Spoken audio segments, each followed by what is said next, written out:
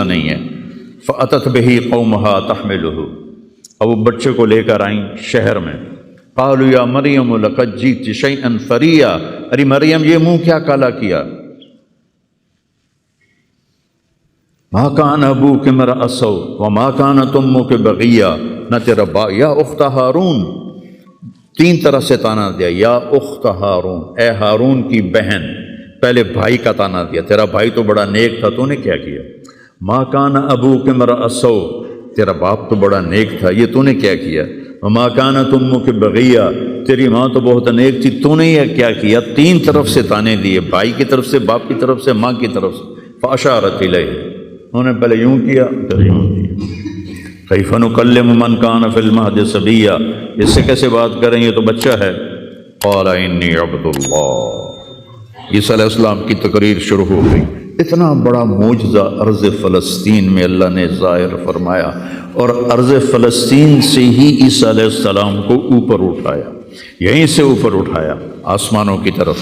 اور میرے نبی کا جو معراج ہوا وہ بھی ارض فلسطین سے ہوا۔ سبحان الذی اسری بعبدہ لیلا من المسجد الحرام الی المسجد الاقصی، بابرکت ذات جو مسجد حرام سے مسجد اقصی لے گیا اپنے بندے کو۔ الذی بارکنا حولہ، اس خطے کو اللہ نے بابرکت فرمایا، کسی خطے کو بابرکت نہیں فرمایا، اس فلسطین کے خطے کو اللہ تعالیٰ نے بابرکت فرمایا۔ حضرت میمونہ نے پوچھا یا رسول اللہ مل قدس، یہ جو قدس ہے اس کی کوئی حقیقت تو بتلائیں۔ آپ نے کہا ارض المنشر والمحشر، یہ وہ زمین ہے جہاں پر حشر قائم ہوگا، یہ وہ زمین ہے جہاں پر حشر قائم ہوگا، اور جہاں یہ وہ زمین ہے، یہ تو میں اپنی طرف سے اگلی بات بتا رہا ہوں فلسطین کی۔ آخری جو معرکہ ہوگا دجال کا اور حضرت عیسیٰ علیہ السلام کا فلسطین میں ہو، تو لد کے مقام پر عیسیٰ علیہ السلام اور ان کا مقابلہ ہوگا۔ عیسیٰ علیہ السلام کو اللہ ایک معجزہ دے گا، ان کا سانس جسے بھی لگے گا، جس کافر کو، وہ مر جائے گا، پگھل جائے گا۔ اور آپ کا سانس کہاں تک جائے گا؟ میں تو سانس لیتا ہوں تو یہ مائک تک آ رہا ہے، آپ بھی لوگے تو یہیں تک آئے گا، لیکن عیسیٰ علیہ السلام کی جہاں تک نظر جائے گی وہاں تک ان کا سانس جائے گا، اور جس چیز کو لگے گا وہ مرتا جائے گا۔ تو اللہ اس سرزمین کو ضائع نہیں کرے گا۔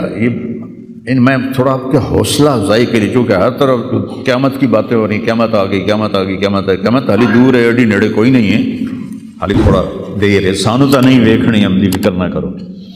چونکہ قیامت سے پہلے ایک ہوا چلے گی جس سے سارے اہل ایمان مر جائیں گے، ایک کلمہ گو مسلمان دنیا پہ زندہ نہیں بچے گا، صرف غیر مسلم ہوں گے، ایک بھی لا الہ الا اللہ کہنے والا نہیں ہوگا۔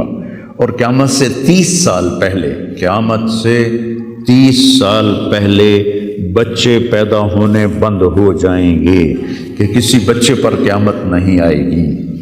یوم تذہل کل مرضعۃ عما ارضعت، وہ ہولناکی بتانے کے لیے تشبیہ ہے، وہ یہ نہیں کہ ایسا ہو رہا ہوگا، کیونکہ بچہ تو کافر کا بھی ہو وہ معصوم ہے، مسلمان کا بھی ہو تو وہ معصوم ہے، اس لیے آپ نے کہا کہ سارے جو نابالغ مرتے ہیں وہ جس مذہب کے بھی ہیں سب جنت میں جائیں گے، چونکہ ان پر تو بھی شریعت لاگو ہی نہیں ہوئی ہے، اور سارے بچے حضرت ابراہیم علیہ السلام کے پاس چلے جاتے ہیں۔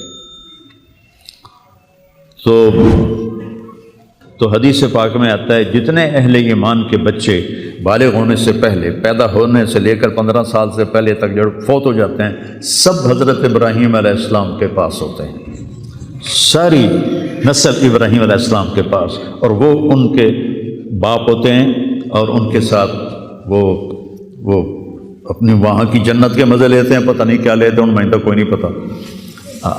بس آپ نے اپنے بیٹے کے بارے میں فرمایا، حضرت ابراہیم رضی اللہ تعالیٰ عنہ علیہ السلام، چونکہ وہ ابھی ماں کا دودھ پیتے تھے، ان کا انتقال ہو گیا، تو آپ نے فرمایا اللہ تعالیٰ نے جنت میں ایک حور کو مقرر کر دیا ہے ابراہیم کو دودھ پلانے کے لیے، سبحان، اور کسی بچے کے بارے میں ایسی بات نہیں ہے۔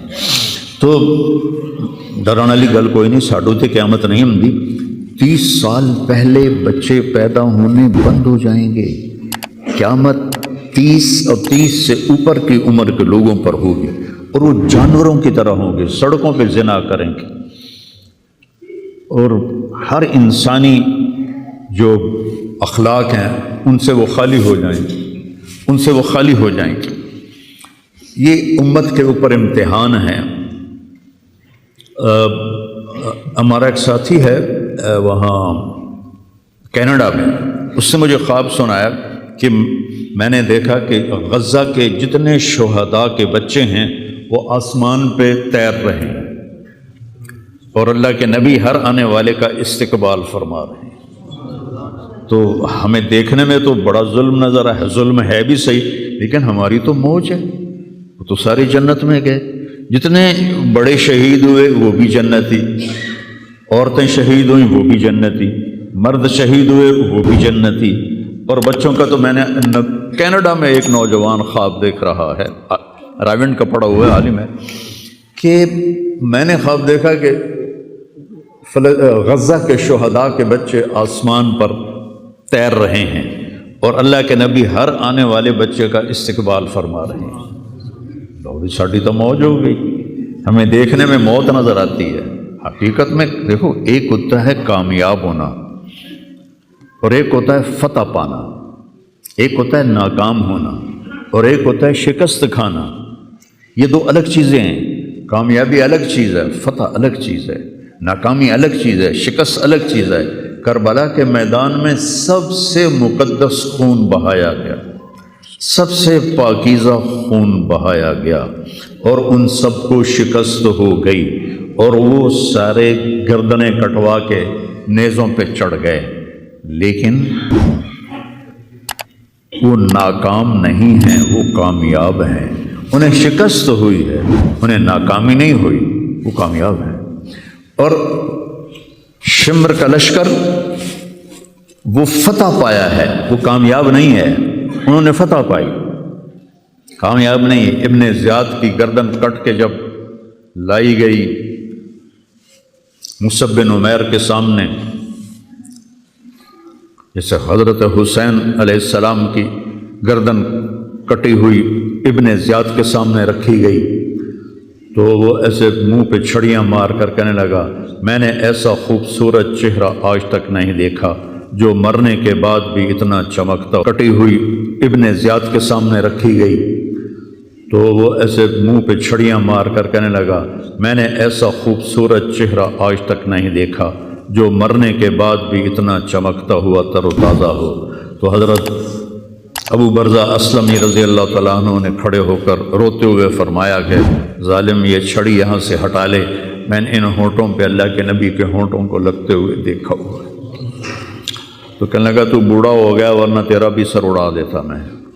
تو جب اللہ تعالیٰ انتقام لینے پر آئے اور ابن زیاد کو قتل کیا گیا اور اس کی کٹی ہوئی گردن آئی حضرت مصعب بن عمیر کے سامنے، تو ایک دم مجمع میں ہلچل مچی، جاءت جاءت، وہ آیا وہ آیا وہ آیا۔ کیا دیکھا؟ ایک چھوٹا سا سانپ، اتنا انتہائی تیز، وہ تیزی سے آیا اور اس کی ناک میں داخل ہوا اور منہ سے نکل گیا، پھر اس کی ناک میں داخل ہوا اور منہ سے نکل گیا، پھر اس کی ناک میں داخل ہوا، پھر اس کے منہ سے نکل کے پھر غائب ہو گیا۔